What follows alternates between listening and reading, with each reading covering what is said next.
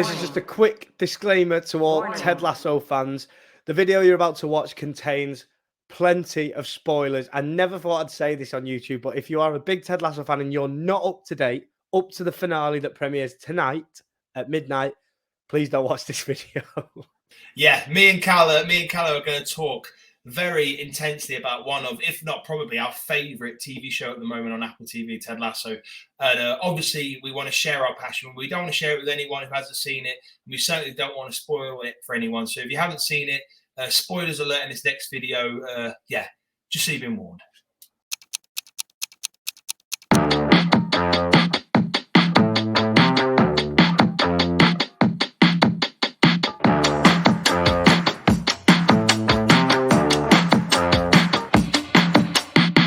Right, so spoilers out of the way. Let's talk Ted Lasso. So, Charlie, where do we even start with this program? Because we go a long way back with it, don't we, mate? Yeah. I think, obviously, I owe a lot of credit to you. I was saying this to you off air when we decided we want to talk about it, that me and Beth wouldn't have watched it without your recommendation all that time ago. And I'll be honest with you, you and I are good friends, and we've dispelled some good advice to each other, but I'd say one of your best nuggets was introducing me to this program. So I absolutely love it. Me and Beth, we crashed it. We crashed the first 2 episodes in literally a week, or 2 episodes, two seasons in a week. So we loved it, and we think it's one of, if not probably, my favorite TV show that I've ever seen. And I know that you and I have talked about it off air, and I know that we've got a lot to say, and you've got a lot to say about the whole sort of 3-season arc and how, that kind of may fit Ted Lasso, perhaps in a heartbreaking way. But overall, I just want to say I absolutely love the program. I know we've got a lot to talk about with it. So let me ask you, Cal, what are your thoughts and what do you love about it and what not? Oh, God. I go a long way back with it. I think the biggest thing for me is it takes me back to when me and Danny first moved into the house. We had absolutely nothing in the house, right? We still we was doing it all up, and we had my telly from my mum and dad's. We had a workbench and a settee, and that was it. So that's all you need. That's all you need. Yeah, well, evidently so. I was using the Wi-Fi for a hotspot off my phone. I was using 3G, and we watched 2 seasons of Ted Lasso in a week, just as you said. And yeah, going back to the, watching it from then, just fell in love with it so quickly. And it's one of those programs that can do that too, and just, everything about it. I could go on for days talking about Ted Lasso and the characters and everything like that. But I do think that it does seem to be, sadly, heading towards its final curtain call, which is devastating.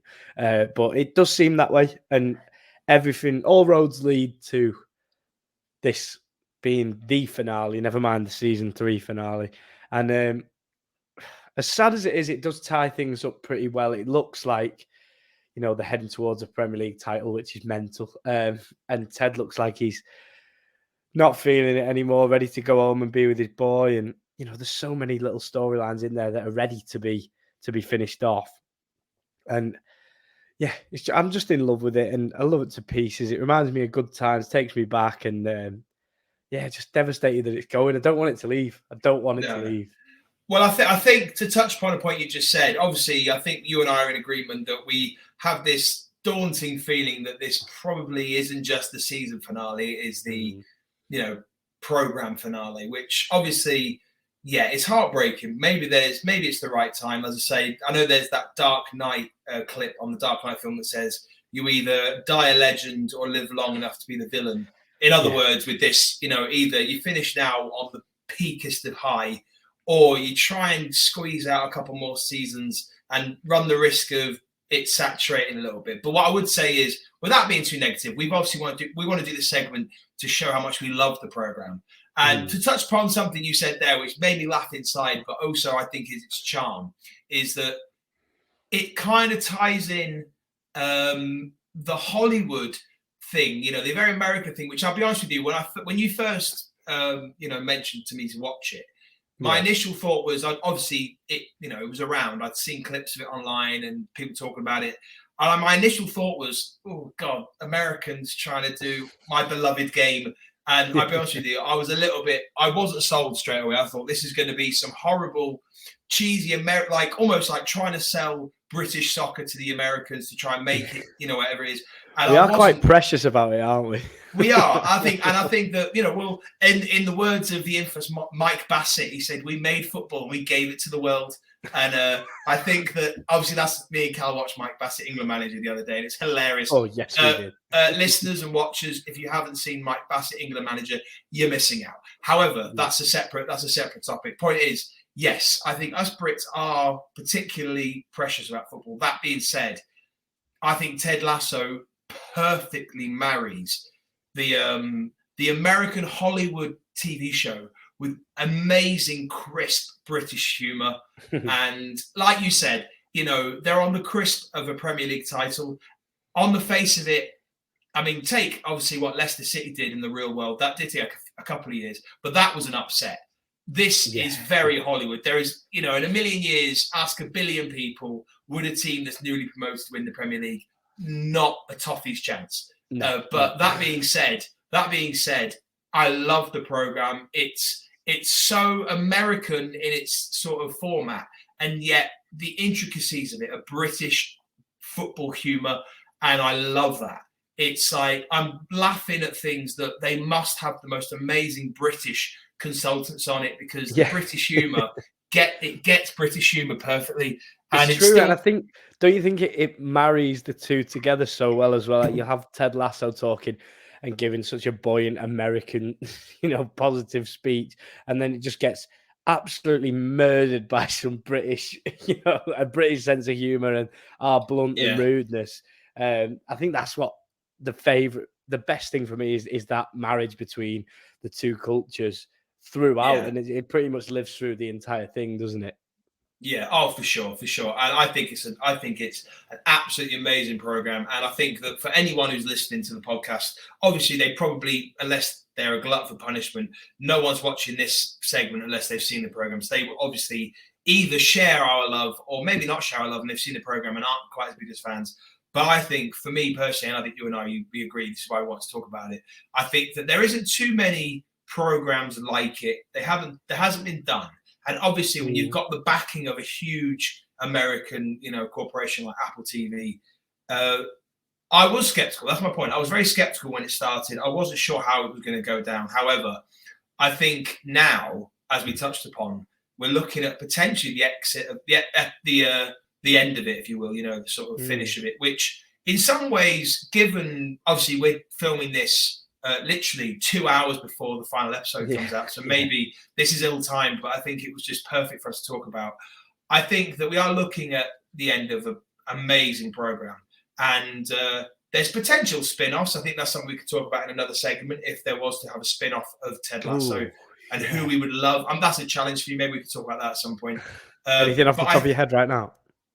Oh, anyone wants to see a Roy Kent. I personally love Trent Crimm, the Independent. Trent Crimm. I think that there's scope for a Trent Crimm, the early years, how he got into journalism. Obviously, they touch upon a quite sensitive subject about Trent's sexuality, and I think that that's something that I think that his character's got so much depth, and obviously he's not really a major character in the program, but yet he's a really good little. He's a little sort of twist in it. Like every now and then, Trent Crimm comes in, and there's a reason why they made him a lot more. Let's be honest. The first, couple of seasons when he was just the guy that turned up at the press conferences. He is a spark. They knew he was genius. Gold, didn't they? They knew he was gold. That's why he's with the club this series. So for me, I would say that if there was a spin-off, I would put my stock into either a Roy Kent or a Trent Crimm. What about you? What do you reckon? Oh, it's got to be Coach Beard. After that episode, that pretty much was a spin-off series in itself. I couldn't get bored of a whole series of just whatever he gets up to in his personal life. He's an absolute nutter. He's an absolute nutter, isn't he? Really I love it. It's true, and these are the things that really make me love this show. And I think with characters that you can relate to and just fall in love with like that. It's like Hannah Waddingham's character, Rebecca Welton, you know, the owner of the football club. You know, my mum and my missus watch this program, and they feel empowered by it. Like they're like, yeah, boss ass bitch. They love her, and that is so special. Like how that can become a thing in your life, and that's what makes the great series. I think you go on about whether it would be going on too long, and obviously I'm so greedy. Like I want it to go on forever. But remember, Afterlife, two of my most favorite series of comedy ever is Afterlife 1 and 2, but Afterlife 3 is rubbish. And that, I think you get the impression that Afterlife 3 was kind of done because he was obviously, no shade on Ricky Gervais. I think he's a genius. Oh, the best, yeah. But I do think that it was clear that third series was kind of the demand for it perhaps outweighed his desire to do it, and I think he kind of Obviously, I can't speak for him, but I would say that in my personal opinion, I agree with you. I think Afterlife is one of the most, and that we could talk a whole episode on that. I think it's incredible comedy. But I do think, like you said, I think with Afterlife, I got the impression that third series was kind of like, definitely a swan song. There was no doubt about it. That series was there to finish Afterlife. And it perhaps quality wasn't as high as, certainly wasn't as high as the previous two, let's be honest. But I think with Ted Lasso, I think that you make a very valid point. And I think to go back to your point about obviously, you know, Rebecca and how she empowers women, I think that that's perhaps another genius part of Ted Lasso is that it's a TV show about football that has nothing to do with football in so many ways. Like the football part of it is not an integral part. It's just what the kind of subject matter is, but all the depth comes from the characters that are around it. That program could be about anything. The football scenes are great. Yeah. The football fan in me loves the football scenes. But do you know what I mean? It's like it's about football, but it has nothing to do with football. It's characters, and you know, these story arcs are amazing. You never find yourself talking about the quality of the goals, do you? It's more about the storyline. But we did mention in a pre-warning before this video about spoilers, so we're going to get into a couple of them now, just to envelope the question that we want to ask. And so, in the second to last episode of this series, the show finishes with Rebecca Welton asking telling Ted Lasso she didn't have anything for him in their annual confessions of what they wanted to say to each other, and Ted reveals that he does, which all signs point to Ted Lasso returning to Kansas, doesn't it, and back to be with his son. What do you think is going to happen in this final episode? I think again, I don't want to contradict myself. It's very Hollywood, and that's what I think is the charm about it. So if you said to me the football fan that wanted to be a purist and difficult, I don't want to see them win the league because that's the most unrealistic thing. However, it's done so well, and they're second in the league. They're on what is it now? 16 after beating Man City, a 16-game. They just need a win, yeah. They just need a win, and I think that they should win the league.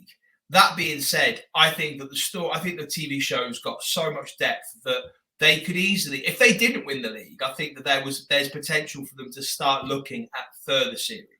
I think if they won the league, I think that would be, you know, closing chapter, put the pen down. They've kind of told a story about a team that has taken on a coach that should not have come. I mean, when you talk about the show, as I am, as a poor person, like if I said the synopsis and the plot, people go, "This sounds like the worst program in the world," and yet it's not. Because I was just about to say, they take a coach from American football, takes a team that's not in the Premier League, gets them into the Premier League, and then wins it in 3 years or whatever.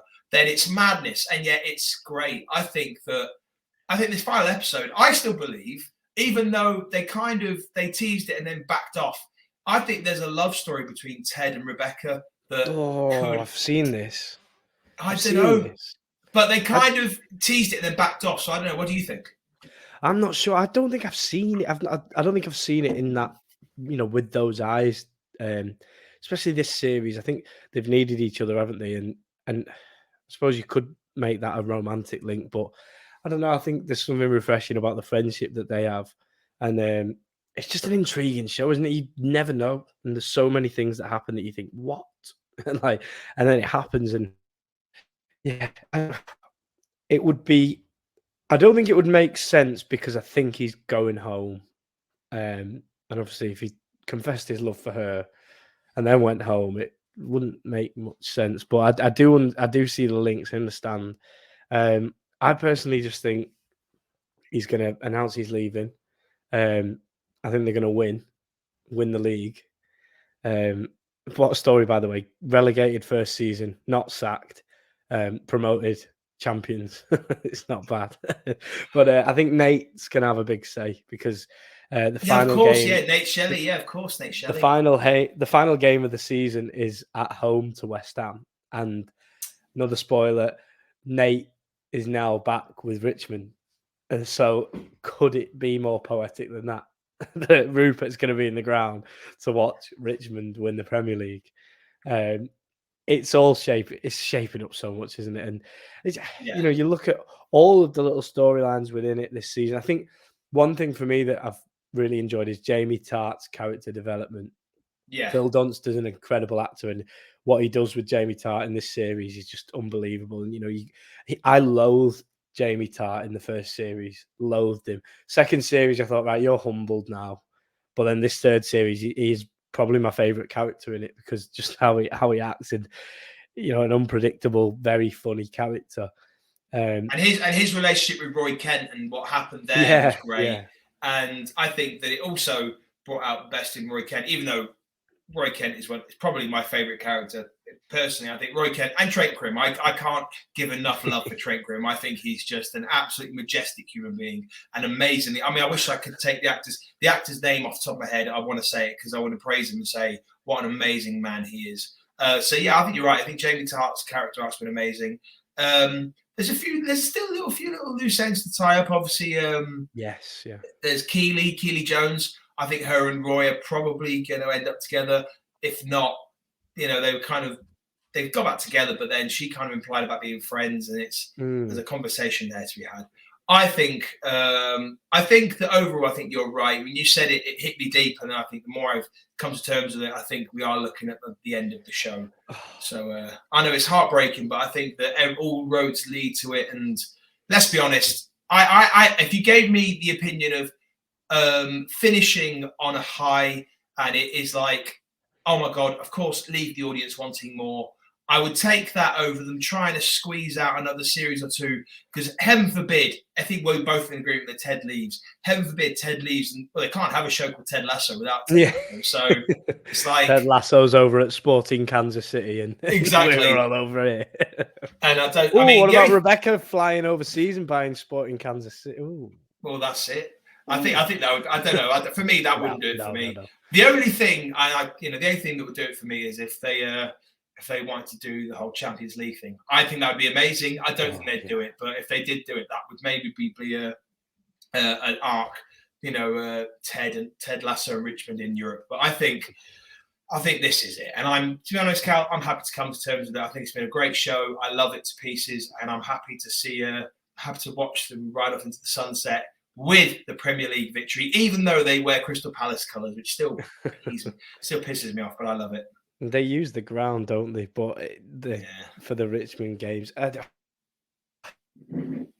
struggling to come to terms with it, to be honest. But to see Ted Lasso, the character that he is, the man that we all love to pieces, Jason Sudeikis is an absolute genius, and to see AFC Richmond, as you say, ride off into the sunset with a Premier League title. That scene is going to be replayed over and over and over again when it comes out. If it happens, hopefully it happens. It should happen. I think so. But that is it for our quick little summary and predictions ready for tonight. Are you staying up for it? I don't think I'm staying up for it. I don't know. As I say, I mean, I've just heard Beth come in. I know she needs food, so I probably need to sort out with some food, and then we love it. I've got a long day tomorrow. I'm traveling halfway across the country, to be honest, so I probably won't get a chance to see it. The likelihood is I'll either stay up and watch it tonight, or it'll be Thursday morning. So, no spoilers. No spoilers out there. We've given you guys the courtesy. Give us the courtesy of not tagging us in any spoilers, please. That'd be great. But that is it for our conversation about Ted Lasso. Hope you enjoyed. This is going to be going out onto Talk Nonsense and onto my own channel as well. Please give it a share. Give us a subscribe, please, on everything. That'd be lovely. All the links below. All the links. A like, a comment. Let us know what you think. This will be coming out about an hour before Ted Lasso comes out. And so you'll see this. You'll do whatever you're doing. If you're staying up to watch it, making a deal of it, making a night of it, you'll see this. Give us your opinion, and then you get it. I'm not going to be doing that. I'm going to be watching it tomorrow night. But thank you so much for watching. It's always a pleasure, and we can't wait to be back with you on another video. Thank you very much. Charlie, any last words? Long live Ted Lasso. Long live Trent Krim. Long live the podcast and us talking absolute nonsense. Peace and love. That'll do.